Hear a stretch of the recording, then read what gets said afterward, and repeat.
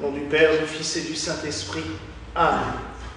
Mes très chers frères et sœurs, nous célébrons aujourd'hui plusieurs saints.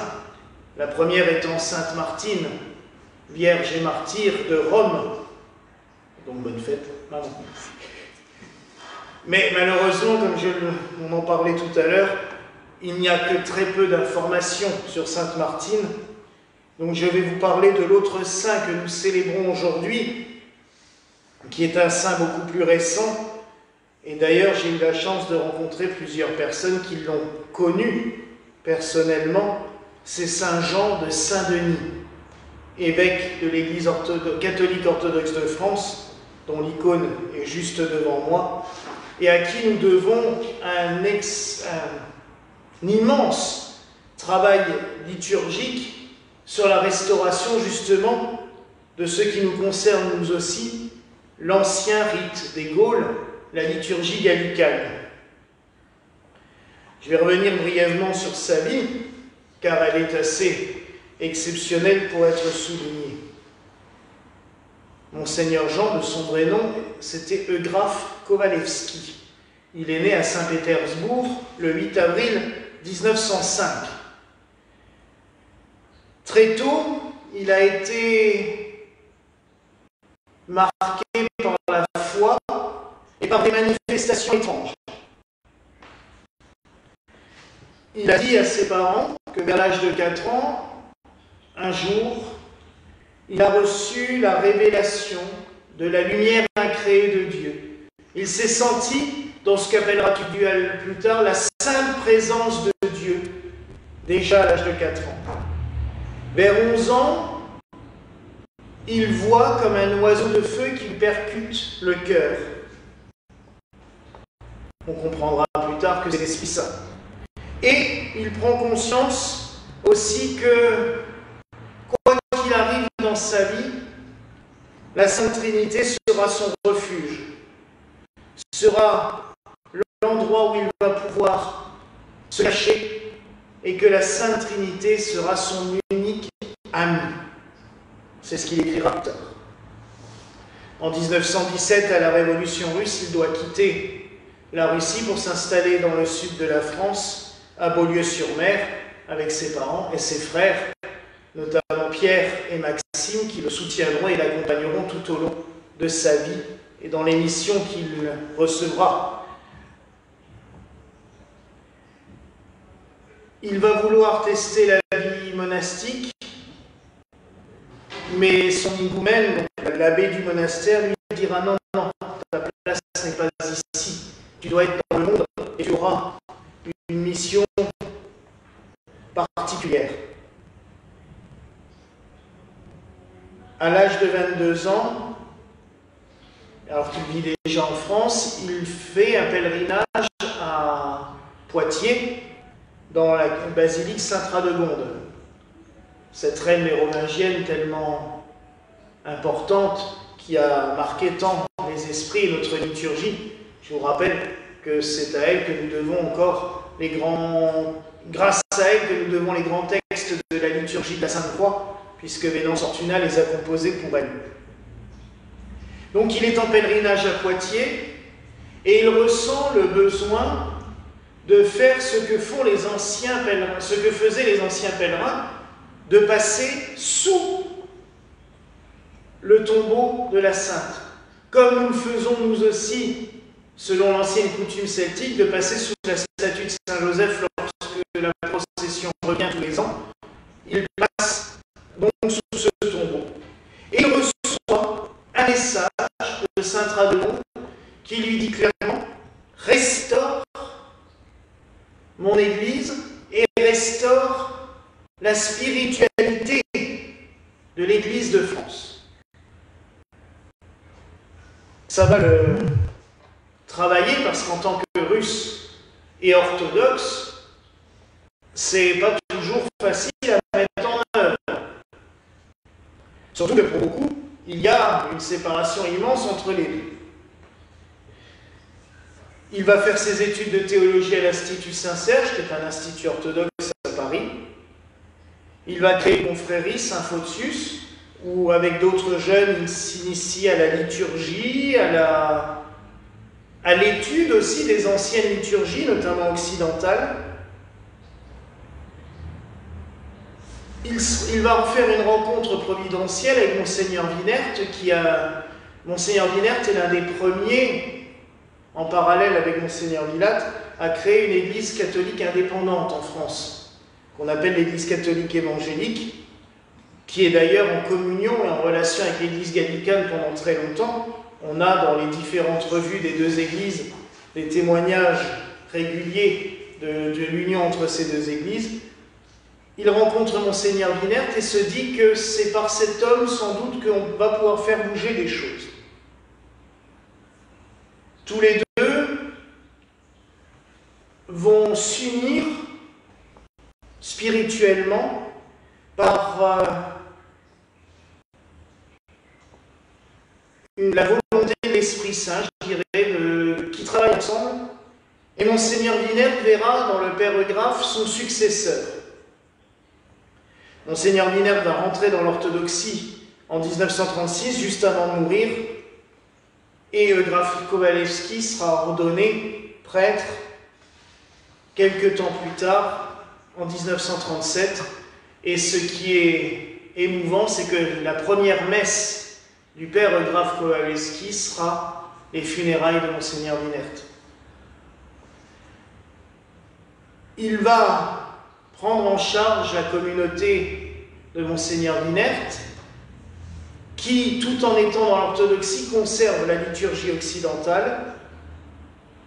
Cela va grandir. Ils vont s'installer plus tard, autre signe que j'ai toujours vu comme un signe assez commun, dans l'ancienne église gallicane du boulevard Blanqui, qui s'appelait Saint-Denis, qu'ils m'ont baptisé église Saint-Irénée, qui est toujours le siège de cette église. Il va développer une liturgie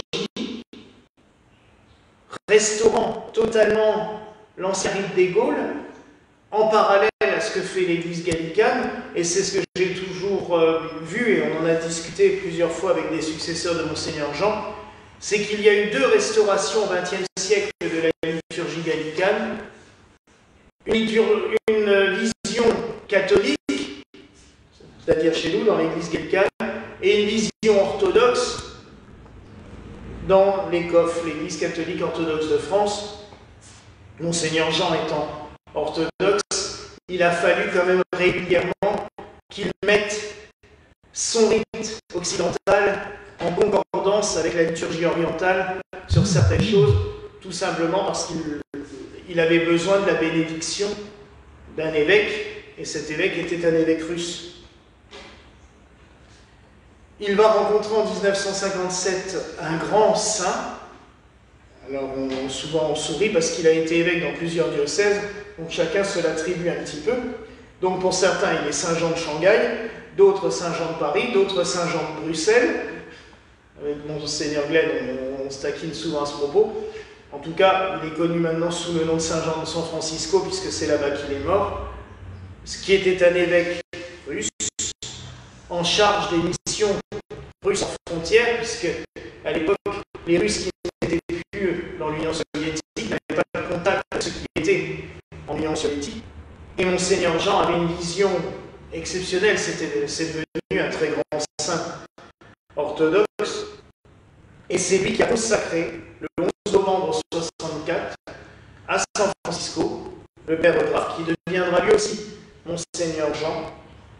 Il va lui donner cette consécration épiscopale en pensant former vraiment cette église occidentale, de tradition orthodoxe et occidentale.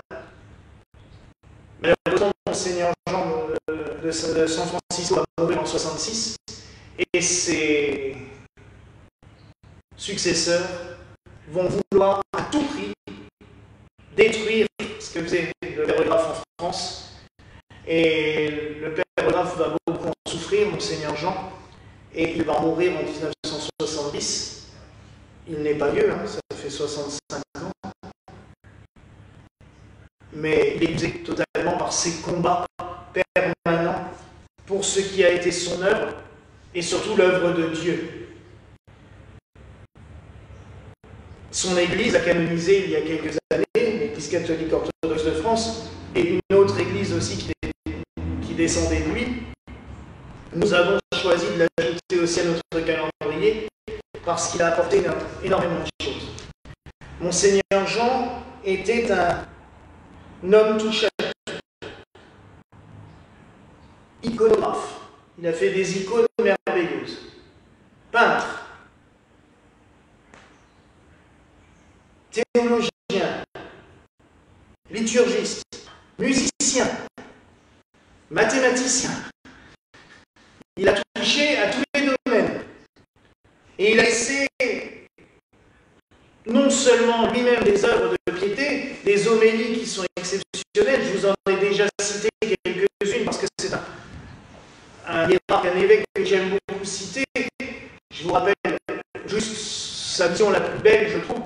C'est lui qui, en nous parlant de Saint Jean l'évangéliste, à la Sainte Seine, à côté de Jésus, qui nous dit « c'est celui qui écoutait les battements du cœur de Dieu ». Cette phrase, pour moi, elle résume tout. Monseigneur Jean a vraiment prêché tout au long de sa vie l'amour de Dieu, l'amour incréé, pas juste cet amour un petit peu béni, oui, oui, oh Dieu nous aime, il est gentil. Non, l'amour passionnel de Dieu pour l'humanité, au point d'offrir son Fils pour nous sauver, pour nous racheter. Il a prêché aussi toute sa vie cette déification de l'être humain, de l'humanité. Dieu est venu pour nous déifier, pour nous emmener vers la lumière. Donc c'est vraiment un saint immense et à qui nous devons énormément de choses. Quand je parlais du fait qu'il était iconographe, j'ai eu de la chance pendant plusieurs années, au début de mon ministère, de célébrer la messe dans une église de l'Écosse. Et il y avait de chaque côté de l'entrée du chœur deux icônes, les icônes despotiques que l'on voit dans la tradition orthodoxe, du Christ et de la Mère de Dieu. Et ces icônes avaient été écrites par Monseigneur Jean dans un contexte bien particulier. Monseigneur Jean, en 1940, a été enfermé dans un stalag en Allemagne pendant 4 ans, prisonnier. Cela ne l'a pas empêché de continuer à célébrer l'Eucharistie comme il pouvait, de prier, de dessiner des icônes ou de les écrire selon le vrai terme. Et ces deux icônes, il les avait écrites justement dans son stalag, avec les moyens du bord. C'était des plaques d'amiante. Et dessus, il avait fait les dessins avec des colorants qu'il avait trouvés, c'est-à-dire que le rouge, il l'a fait le jour où au repas, ils ont reçu des betteraves. Donc il a gardé une betterave qu'il a broyée avec de l'eau pour faire la couleur rouge des icônes. Quand il y avait quelque chose de brun, il faisait du brun. S'il trouvait une plante, il faisait du vert avec. Donc ces icônes sont vraiment très marquantes. Et moi, elles m'ont beaucoup marqué. Et j'ai eu la chance de pouvoir les vénérer et de célébrer auprès d'elles, tout simplement parce que un des évêques qui était présent à mon ordination sacerdotale et qui était aussi, qui m'a beaucoup aidé et appris beaucoup de choses, le père Jean-Marie Agaillère, avait connu Monseigneur Jean dans sa jeunesse. Il était rentré dans les coffres en 1965, donc du coup il avait connu les 5 dernières années de la vie de Monseigneur Jean, et il m'avait partagé beaucoup de souvenirs, dont un qui me fait sourire, mais qui m'a rappelé aussi ce que le Père Glenn nous dit souvent, quand il nous dit que les saints restent des êtres humains. C'est que Monseigneur Jean, tout mystique et spirituel qu'il est, et un de ses prêtres disait que Monseigneur Jean n'était jamais aussi heureux que quand il célébrait la messe dans une église sans lumière, juste à la lueur des bougies, avec la cire qui lui coulait sur les mains. Mais il avait ce côté très mystique. Mais d'un autre côté, le Père Jean-Marie me disait, c'est qu'en sortant de la messe, il enlevait ses ornements, il saluait les fidèles, mais sa plus grande passion, c'est d'allumer sa cigarette. Il avait besoin de fumer sa cigarette à la porte de l'église tout de suite après la messe, parce que c'était quelqu'un d'extrêmement nerveux aussi. mystique et spirituel et avoir même un tempérament très nerveux. Mais ça nous rappelle aussi que les saints sont des êtres humains, avec leurs faiblesses, avec leurs petits défauts. Et je pense aussi aujourd'hui, parce qu'il me l'a témoigné cet après-midi par message, au Père Vincent Tanazac, qui nous a gratifié de nombreuses reliques aussi dans cette église, et qui, lui, a été le dernier sous-diacre ordonné par Monseigneur Jean quelques jours avant sa mort. Donc c'est un beau signe et j'ai une pensée toute particulière pour lui aujourd'hui.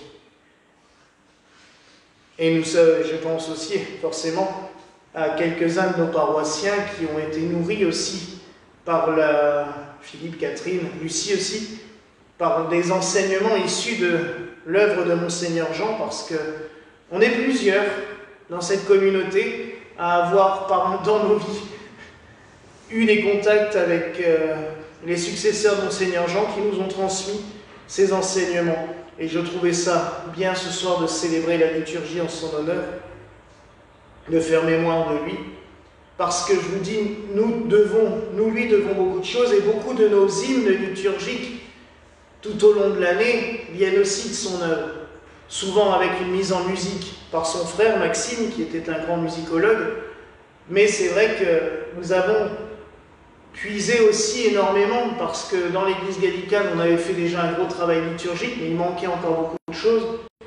Et pourquoi refaire ce qui a déjà été fait? Ça n'aurait aucun sens, alors qu'une communauté sœur a déjà avancé sur ce sujet, donc autant partager ce que nous pouvons partager. Et je sais que le Père Vincent était très heureux de m'envoyer les textes, puisque la messe que nous célébrons, c'est celle qu'ils célèbrent aussi dans leur communauté. Et il était très heureux de nous les partager pour que nous puissions... C'est aussi une forme d'œcuménisme de partager les prières et les liturgies l'un avec l'autre. Donc prions ce soir Monseigneur Jean pour qu'il bénisse toute l'Église de France sous toutes ses formes, sous toutes ses variantes, sous toutes ses composantes.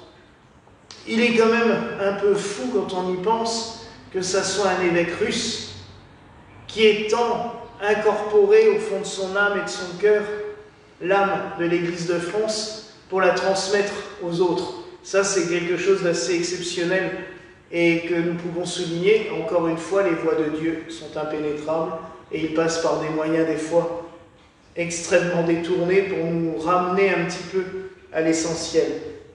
Donc prions l'évêque Jean de bien vouloir bénir toute l'Église de France, toutes ces communautés qui prient et travaillent selon le rite occidental non romain, et surtout qu'il fasse grandir nos communautés dans la foi, l'espérance et la charité. Voilà la grâce que je nous souhaite en ce soir au nom du Père, du Fils et du Saint.